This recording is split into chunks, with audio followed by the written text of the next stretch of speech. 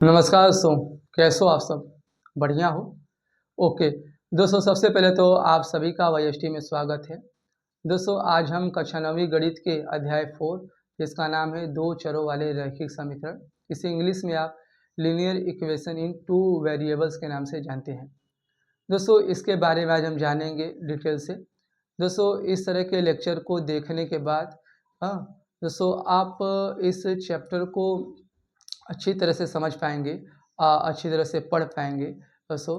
तो इसी के लिए दोस्तों हम यहाँ पे यह लेक्चर आपके लिए लाए हैं। तो दोस्तों आप इसे ज़रूर से देखें और अपने दोस्तों इस अध्याय के साथ दोस्ती करें। तो दोस्तों आइए इस लेक्चर को स्टार्ट करने से पहले देख लेते हैं कि हमें इस लेक्चर में दोस्तों क्या क्या पढ़ना है। दोस्तों सबसे पहले जानेंगे समीकरण। समीकरण दोस्तों क्या होता है, ठीक है। समीकरण दोस्तों कितने प्रकार होते हैं, दोस्तों जानेंगे समीकरण के हल, ठीक है। तो समीकरण का कई सारे प्रकार होते हैं, इसमें से एक प्रकार हमें यहाँ पे क्लास 9th में पढ़ना है। तो हम यहाँ पे दोस्तों सभी तरह के देखने वाले हैं वे कौन कौन से प्रकार होते हैं। सारे दोस्तों जानेंगे समीकरण की क्या उपयोगिता है हमारे दैनिक जीवन में, है ना। दोस्तों आइए सबसे पहले समझते हैं समीकरण क्या होता है। दोस्तों अगर समीकरण की बात करें तो आप दोस्तों जानते हैं बीजी व्यंजक, ठीक है। दोस्तों बीजी व्यंजक तो दोस्तों आपने कभी नाम सुना ही होगा, ठीक है। अलजेब्रिक एक्सप्रेशन इसे कहते हैं बीजी व्यंजक दोस्तों, ठीक है। हमने बहुपद वाले भी चैप्टर में बताया था, है ना।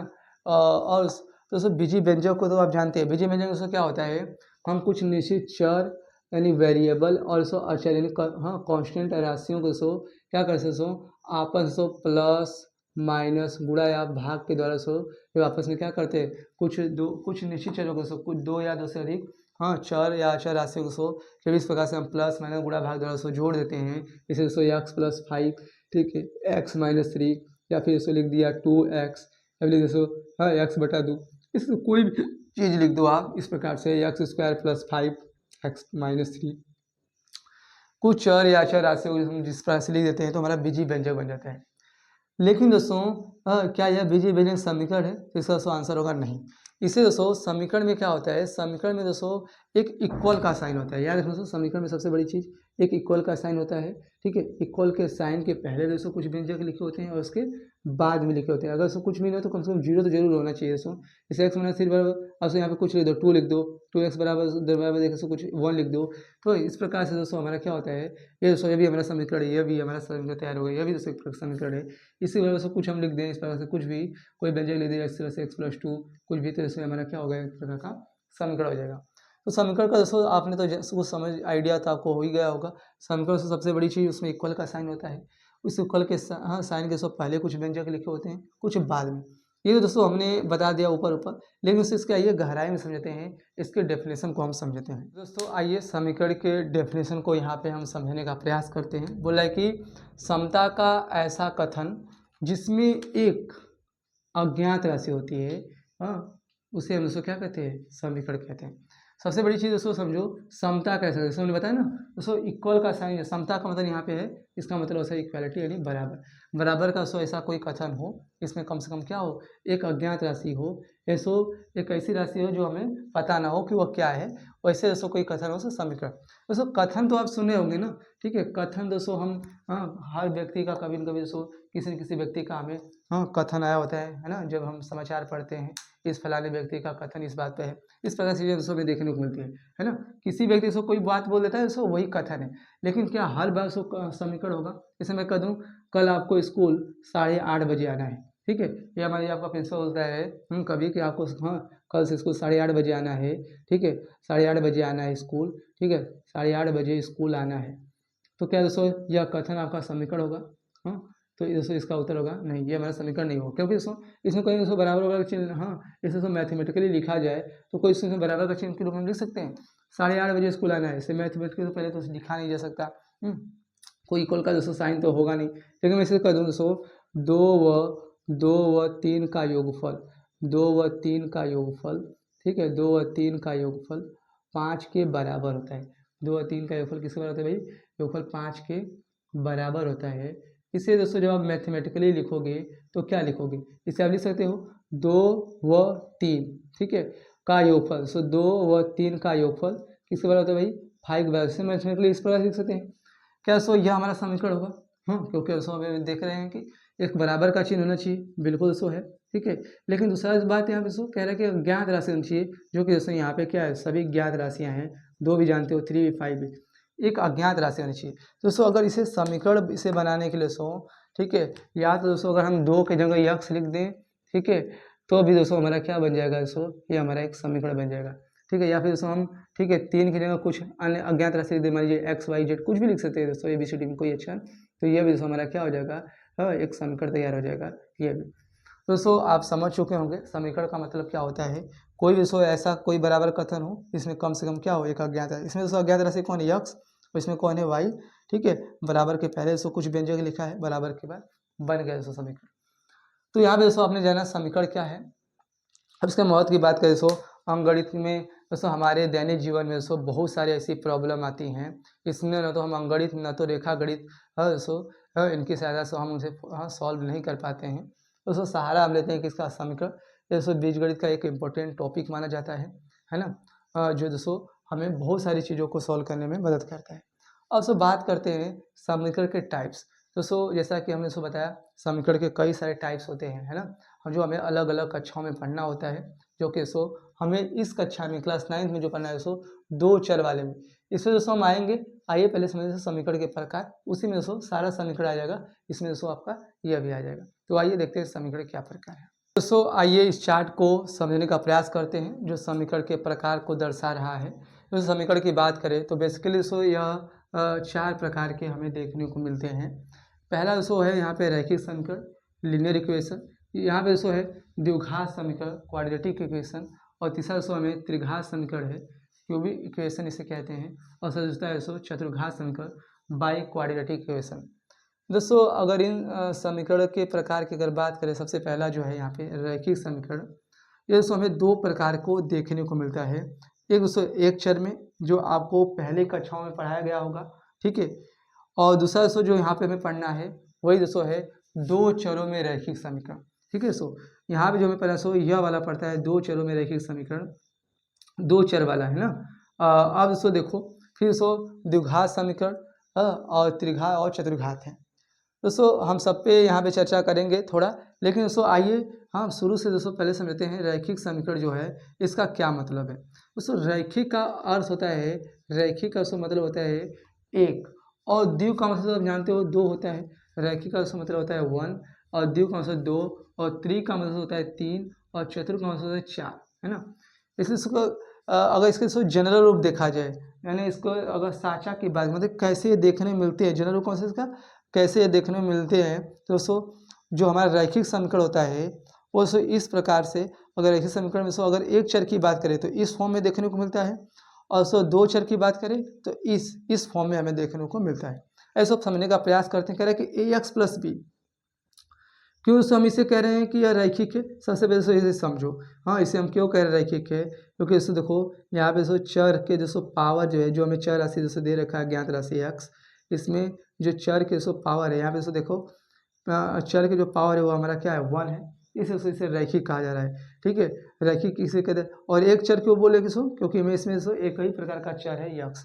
बाकी दोस्तों ए और बी क्या है, तो ए और बी दोस्तों कोई नंबर होगा, रियल नंबर होगा। इसे इस प्रकार से देखने को मिलेंगे। जैसे कोई एग्जाम्पल ले, प्रैक्टिकली समझे, तो 3x + 4 = 0। तो हमारा क्या है, एक चर में रैखिक समीकरण है। यहाँ पे देखो एक ही चर है यक्स, इसके पावर क्या है 1, पावर 1 है इसलिए हम इसे रैखिक कह रहे हैं, और एक चर है इसलिए हम एक चर में रैखिक समीकरण कह रहे हैं। 2 चर की बात करें जो दोस्तों हमारे चैप्टर में है, यहाँ पे दोस्तों देखो a और b और c एक संख्या है। बाकी दोस्तों यहाँ 2 चर आपको दिखेंगे, एक यक्स रहेगा, एक y होगा। आइए उसको एग्जाम्पल लेके देते हैं प्रैक्टिकली। 2 से 2 यक्स प्लस, ठीक है, 5y + 8 = 0। तो दोस्तों यहाँ पे देख पा रहे होंगे, यहाँ पे 2 चर आपको देख रहे होंगे, एक यक्स है और एक y है। इसे हम कह रहे हैं 2 चर में, और 2 चर में सो रैखिक क्यों बोला जा रहा है इसे, रैखिक से तो यहाँ पे दोनों चरों के पावर यक्स हो चाहे y, दोनों के चर की पावर क्या है, 1 है, और 1 का ही मतलब से यहाँ पे रैखिक होता है। दोस्तों आई हो आप समझ चुके होंगे 2 चर में रैखिक समीकरण। हमें इसी तरह के 2 चर के रैखिक समीकरण बने हैं। ये हमें क्लास 6 में ही सिखाया जाता है ना, 7 में भी सिखाया जाता है हालांकि, लेकिन सो यहाँ पे हमें 9th में जो यह वाला पढ़ना है। द्विघात समीकरण की बात करें सो क्लास 8 में आप पढ़ा होगा द्विघात समीकरण, आपको क्लास 10th में दोस्तों ये सिखाया जाएगा, ठीक है। टेंशन लेने की जरूरत नहीं है, 10th में आप सीखोगे। देखो कैसा होता है, इसमें दोस्तों चर राशि जो है होगी दोस्तों, एक ही प्रकार की कोई चर राशि होगी, या तो यक्स हो गया या तो वाई होगा, एक ही प्रकार की चर राशि होगी। और उस चर राशि की दोस्तों मैक्सिमम पावर कितनी होगी, 2 होगी। ऐसे 2 भी है, 1 भी है, लेकिन उसको ज़्यादा से ज़्यादा जितना 2 है, इस वजह से हम द्विघात समीकरण के नाम से जानते हैं। यहाँ पे याद रखना है, ए 0 के बराबर नहीं होना चाहिए। अगर इसको ए 0 हो जाएगा तो ये सभी को 0 कर देगा, इससे द्विघात समीकरण खत्म हो जाएगा। और ए बी सी वैसे एक रियल नंबर होना चाहिए, यह भी आपको ध्यान रखना है। त्रिघात की बात करें तो दोस्तों इसमें चर अधिकतम दोस्तों चर राशि की पावर कितनी होती है, 3 होती है, इसी से त्रिघात समीकरण। चतुर्घात में दोस्तों यही होता है, ठीक है, चर राशि का मैक्सिमम पावर क्या होती है, 4 होती है, ठीक है, इसे हम चतुर्घात समीकरण कहते हैं। यहाँ पे दोस्तों ए बी सी डी और ये एक कोई रियल नंबर होगा दोस्तों, कोई वार्षिक संख्या होगी, ये दोस्तों आपको समझना है। दोस्तों यहाँ पे आपने देखा 2 चरों में रैखिक समीकरण। अब दोस्तों जो लास्ट पॉइंट यहाँ पे आपको देखना है वो है दोस्तों समीकरण के हल। समीकरण के हल की दोस्तों बात करें, दोस्तों आपको समीकरण के हल की बात करें दोस्तों, तो आइए दोस्तों समझते हैं समीकरण का हल क्या होता है। हालांकि दोस्तों हर प्रकार के समीकरण को हल करने की अलग अलग विधियाँ होती हैं, है ना, लेकिन दोस्तों आइए आप सबसे पहले समझ लेते हैं हल का क्या है यहाँ पे मतलब। दोस्तों आइए समझते हैं समीकरण का हल क्या होता है। तो समीकरण की हल की बात करें दोस्तों, आइए एक प्रैक्टिकली इसे समझने का प्रयास करते हैं। जैसे मान लीजिए आपके पास दोस्तों कोई समीकरण है, ठीक है, मान लीजिए आपके पास कोई समीकरण से x + 3 = 5, देख पा रहे हैं दोस्तों, ये आपका क्या एक समीकरण है।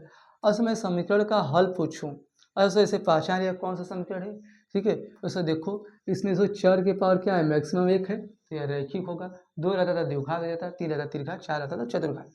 तो यहाँ पे सर एक ही है चर, हाँ, तो सर एक चर राशि घाती 1 है और सर एक ही प्रकार चर है, इसे सो हम एक चर में रैखिक समीकरण बोलेंगे। बेसिकली सो हम यहाँ पे हल समझ रहे हैं, हल आप समझ लो, हाँ, ठीक है। तो आइए देखते हैं सो समीकरण के हल की बात करें। दोस्तों बताओ, ठीक है, इस समीकरण का हल की अगर हम बात करेंगे दोस्तों, किसी भी समीकरण का हल वह हल होता है, दोस्तों किसी भी समीकरण का हल वह नंबर होता है अगर सो उस नंबर को सो अगर इस अज्ञात राशि के साथ सो रख दो ना, तो दोनों पक्ष क्या हो जाए, बराबर है। अब तो सोचो यक्स के साथ ऐसा कोई नंबर बताओ ना जिससे अगर मैं यहाँ पे रख दूँ तो दोनों पक्ष क्या हो जाए, सो बराबर हो जाए। अब तो सोचो हमारे पास दोस्तों बहुत सारे नंबर होते हैं, 0 होता है, 1 होता है, 2 होता है, 3 होता है ना। प्लस की बात करें, फिर माइनस की बात करें सो -1 -2 -3 -4 बहुत सारे दोस्तों नंबर है, ठीक है। दशमलव में से बहुत सारे नंबर होते हैं, हाँ, 1.2 1.3 इस तरह से सो बहुत सारे नंबर रहते हैं, है ना। या भिन्न भिन्न में बात करें सो 3/2 है ना, ठीक है, सो 4/5। अब सो कोई भी नंबर हो, किसी भी दोस्तों अगर नंबर को आप यहाँ पे रख दो जिसकी वजह से सो यह पूरा मान सो बराबर है दोनों पक्ष, है ना। सो 2 पक्ष है ना, बराबर के पहले और बराबर के बाद। बराबर के बाद सो 5 है, सोचो यहाँ पे सो कितना रख दोगे कि यह 5 के बराबर हो जाएगा, ठीक, दाएँ पक्ष के बराबर। सोचो देखो दोस्तों, देखो समीकरण में 2 पक्ष होते हैं, यहाँ पे सो देखो ये हमारा बायां पक्ष है, ठीक है, पहले जो लिखा उसे बायां पक्ष कहते हैं, लेफ्ट हैंड साइड, और सो उधर है हमारा दायां पक्ष। सोचो यहाँ सो यक्स के साथ क्या रखोगे, दोस्तों आप अगर आप 1 रखोगे तो यहाँ पे सोचो देखो बराबर होगा, जैसो 4 = 4 नहीं हुआ, ठीक है, 4 = 5 नहीं हुआ, ठीक है। अब सोचो कि यहाँ पे अगर यहाँ 1 की सो कमी हो रही है, 5 के बराबर कहीं सो 1 की कमी हो रही है, सो क्या रखोगे, और सो हम यहाँ पे क्या रख दें, 2 रख दें, तो सोचो यहाँ पे हो जाएगा, नहीं हो जाएगा, 3 और 2 क्या हो जाएगा, 5। दोस्तों यहाँ पे सोचो क्या रखने पर, दोस्तों यक्स के साथ आपने क्या रखा कि दोनों पक्ष बराबर है, दोस्तों आपका आंसर होगा 2 रखने पर, दोस्तों यही x = 2 आपका क्या होगा, समीकरण का दोस्तों इस समीकरण क्या हो जाएगा, हल होगा, इस समीकरण दोस्तों हल होगा। हालांकि दोस्तों हाँ, अलग अलग समीकरण के अलग अलग हल होते हैं। रैखिक समीकरण की दोस्तों बात करें, रैखिक समीकरण की दोस्तों बात करें, जैसा दोस्तों आपने देखा 2 प्रकार के होते हैं, एक चर में और एक 2 चर में। एक चर में दोस्तों अगर रैखिक समीकरण हो तो उसका केवल एक ही हल होता है, हाँ। और दोस्तों 2 चर में जो रैखिक हमें पढ़ना है, 2 चर में रैखिक समीकरण की बात करें तो दोस्तों इसके अनंत हल होते हैं। तो याद रखना 2 चर में अगर कोई एक रैखिक समीकरण हो तो उसके पीछे उसके कितने हल होते हैं, तो ये दोस्तों नोट कर लेना, 2 चर में रैखिक समीकरण के अपरिमित हल होते हैं, इनफाइनाइट हल होते हैं, सो ये आपको याद रखना है। लेकिन एक चर में रैखिक समीकरण के पास केवल एक ही हल होता है, ये भी दोस्तों आपको याद रखना है। एक चर में रैखिक समीकरण से केवल एक हल होता है, और 2 चर में रैखिक समीकरण एक हो उसके अनंत हल होते हैं। उसके बाद दोस्तों द्विघात समीकरण का पूछा जाए, इसमें दोस्तों नाम ही पता चला द्विघात, यानी इसके 2 हल होंगे। त्रिघात में दोस्तों कम से कम इसके 3 हल होंगे, और चतुर्घात समीकरण दोस्तों आपको 4 हल देखने को मिलेंगे। अब दोस्तों बात करते हैं किसी भी दोस्तों समीकरण को हम हल कैसे करते हैं। यहाँ पे दोस्तों आपने तो बता दिया देख कर की मुझबानी कि यक्स के जैसा क्या रखोगे 2, लेकिन दोस्तों कुछ इक्वेशन ऐसे होते हैं ये दोस्तों आप इस प्रकार से नहीं बता सकते हो। इसके लिए दोस्तों हर समीकरण को दोस्तों हल करने की दोस्तों अलग अलग विधियाँ बताई गई हैं। इसमें दोस्तों मैं नाम सुना जैसे कुछ पक्षांतरण विधि होती है, ठीक है, या दोस्तों बहुत बचपन में क्लास 6 में देखा जाए तो हमें वही विधि पढ़ाते हैं पंचांतरण विधि, है ना। वही दोस्तों आगे भी पढ़ाई जाती है, हालांकि और भी विधियाँ होती हैं। जैसे दोस्तों एक होता है विलोपन विधि, ठीक है। एक होता है सो कि प्रतिस्थापन विधि होती है, प्रतिस्थापन विधि, विलोपन विधि, वज्र गुणन विधि होती है। इस प्रकार से कई सारे विधियाँ सो आपको देखने को मिलेंगी। सो अगर देखा जाए मोटा मोटा तो समीकरण को सो हल करने की सो 2 विधियाँ हमें बताई जाती है। 2 विधियाँ सो हमें यहाँ पे, ठीक है, बताई जाती है। समीकरण के सो विधियों की बात करें तो हमें 2 विधियाँ यहाँ पे बताई जाती है। पहली विधि जो बताई जाती है समीकरण को हल करने की, अगर विधि की बात करें सो हल करने की विधि की बात करें, ठीक है, हल करने की विधि की बात करें तो 2 विधियाँ होती है। पहली विधि सो याद रखना, पहली होती है बीजी विधि होती है, बीजी विधि होती है, याद रखना सो बीजी विधि। और दूसरी विधि सो याद रखना आप, और दूसरी विधि को हम कहते हैं ग्राफी विधि। कौन सी विधि भाई? ग्राफी विधि। इसी को दोस्तों हम एक और नाम से जानते हैं आलेखी विधि। कौन सी विधि भाई? आलेखी विधि भी दोस्तों आपको याद रखना है। या दोस्तों एक और नाम याद रखोगे तो याद रख लेना, सो इसी को कहते हैं सो ज्यामिति विधि। इसको क्या कहते हैं हम? ज्यामिति विधि भी दोस्तों कह देते हैं, ठीक है। अलग अलग सो बुक्स में अलग अलग नाम है दोस्तों। बीजी विधि की अगर बात करें तो यह 3 तरीके की होती है। एक होती है प्रतिस्थापन विधि, एक दोस्तों प्रतिस्थापन विधि, ठीक है। दूसरी जो होती है सो दूसरी होती है इसे सब्स्टिट्यूट मेथड कहते हैं। इसे दोस्तों कहते हैं विलोपन विधि कहते हैं, विलोपन विधि, ठीक है, विलोपन विधि होती है। और जैसे तीसरी जो विधि होती है क्रॉस मेथड, जैसे क्रॉस मल्टीप्लिकेशन मेथड होता है सो, ठीक है। सो इसे कहते हैं सो वज्र गुणन विधि, सो वज्र गुणन विधि, वज्र गुणन विधि के नाम से भी इसे जानते हैं, वज्र गुणन विधि। तो दोस्तों बीजी विधि दोस्तों इस तरह से होती है। जैसे सो हमने एक और बताया, इसके अलावा से एक और विधि होती है, इसे याद रखना। सो इसे कैसे पंचांतरण विधि, ट्रांसपोजिशन मेथड, पंचांतरण विधि भी इसको एक होती है, ठीक है। ये भी दोस्तों आप याद रखना। और उसे एक साथ में याद रखना जो हमें बहुत ही बेसिक क्लास में सिखाया जाता है, उसे हम कहते हैं अनुमान विधि, हीट एंड ट्रायल मेथड, अनुमान विधि जो दोस्तों लेकिन सो ये हर विधियाँ इस तरह से चीज़ें, अनुमान विधि दोस्तों हमें हर समीकरण को नहीं कैसे बहुत सो कोई बहुत आसान होता है उसमें हम लगा सकते हैं, लेकिन हर दोस्तों अनुमान नहीं लगा सकते हैं। इस वजह से इन विधियों का हम यूज करके समीकरण को हल करते हैं। लेकिन दोस्तों जो हमें इस क्लास में पढ़ना है, क्लास 9th में, वो आपको दोस्तों पढ़ना है समीकरण के, ठीक है, ग्राफी विधि से दोस्तों समीकरण का हल करना सीखना है, ठीक है। ये दोस्तों आपको ध्यान रखना है। आलेखी विधि सीखेंगे। इस विधि में दोस्तों क्या होता है, इस विधि को वहाँ दोस्तों हम समझेंगे, फिर हम दोस्तों समझ लो। इस विधि में दोस्तों आपको ग्राफी विधि में क्या होगा, उस समीकरण को दोस्तों आपको, ठीक है, ग्राफ पेपर में दोस्तों प्लॉट करना होगा। और जो 2 चरण में रैखिक समीकरण होते हैं, ये दोस्तों जब हम उसका ग्राफ खींचते हैं तो इसका हमेशा एक सरल रेखा प्राप्त होता है। दोस्तों वही सररेखा दोस्तों जो पॉइंट होते हैं ना, उस सररेखा आप जैसे जैसे जानते हो, एक सररेखा दोस्तों बहुत सारे पॉइंट होते हैं, ठीक है। उसी पॉइंट के दोस्तों जो हर पॉइंट होगा वही दोस्तों उस समीकरण क्या होंगे, हल होंगे। दोस्तों हमें 2 चरण में रैखिक समीकरण को समझना है, तो क्या दोस्तों थोड़ा बहुत आइडिया आपको लग गया होगा। फिर दोस्तों सीखेंगे उसका दोस्तों आलेखी विधि। ये दोस्तों 2 मूलभूत चीज़ें हमें सीखना है। अब दोस्तों 2 चर वाले रैखिक समीकरण का एक तो आप याद रखना जनरल रूप क्या होता है। एक होता है दोस्तों ax plus B Y plus C बराबर 0, ठीक है। यहाँ दोस्तों a और b 0 नहीं होना चाहिए, ठीक है। और सो a b और c क्या है, वास्तविक संख्या है। 2 बात और याद रखनी है 2 चर वाले रैखिक समीकरण से। पहली बात, इस समीकरण कितने हल होते हैं, तो इसके इनफाइनाइट हल होते हैं। दूसरी चीज़ इसको दोस्तों हमें जो सीखना है वो सीखना है सो ग्राफी विधि, ठीक है। तो दोस्तों यही कुछ बातें हैं आपने दोस्तों जाना। सबसे पहले आइए दोस्तों इस रिवाइज एक बार करते हैं। आपने दोस्तों सबसे पहले जाना कि समीकरण क्या होता है, इसका क्या महत्व है। दूसरी जाना कि समीकरण कितने प्रकार होते हैं, आपने देखा सो हमने 4 प्रकार की बात करी, ठीक है। और मैंने दोस्तों जाना लास्ट में समीकरण के हल क्या होते हैं। दोस्तों कोई समीकरण सो जिस चर राशि में दिया होता है, अगर उस चर के स्थान सो अगर कोई मान ऐसा रख दे जो समीकरण के दोनों पक्ष क्या कर दे, बराबर कर दे, वो उसका हल होता है। तो हल करने की सो कई सारी विधियाँ हैं, ठीक है। जैसे बीजी विधि है, दूसरी विधि से तो ग्राफी विधि है, ठीक है। और सब बीजी विधि में सो इसमें कई सारे विधियाँ आपको देखने को मिलेंगी। ग्राफी विधि सो अपनी ग्राफी विधि है। वो दोस्तों हम वहाँ पे प्रैक्टिकली दोस्तों समझेंगे, सीखेंगे डिटेल से। दोस्तों कैसा लगा यह वीडियो? ये सब वीडियो पसंद आया हो तो ज़रूर से एक लाइक दें, चैनल को सब्सक्राइब करके रख लें ताकि नेक्स्ट वीडियो की दोस्तों आपको अपडेट मिलती रहे। और बाकी से दोस्तों आप हमें सपोर्ट कर सकते हैं अपने दोस्तों में शेयर करके, ठीक है दोस्तों। मिलता हूँ आपसे नेक्स्ट वीडियो में, तब तक दोस्तों अपना ख्याल रखिए, पढ़ाई करते रहें। धन्यवाद।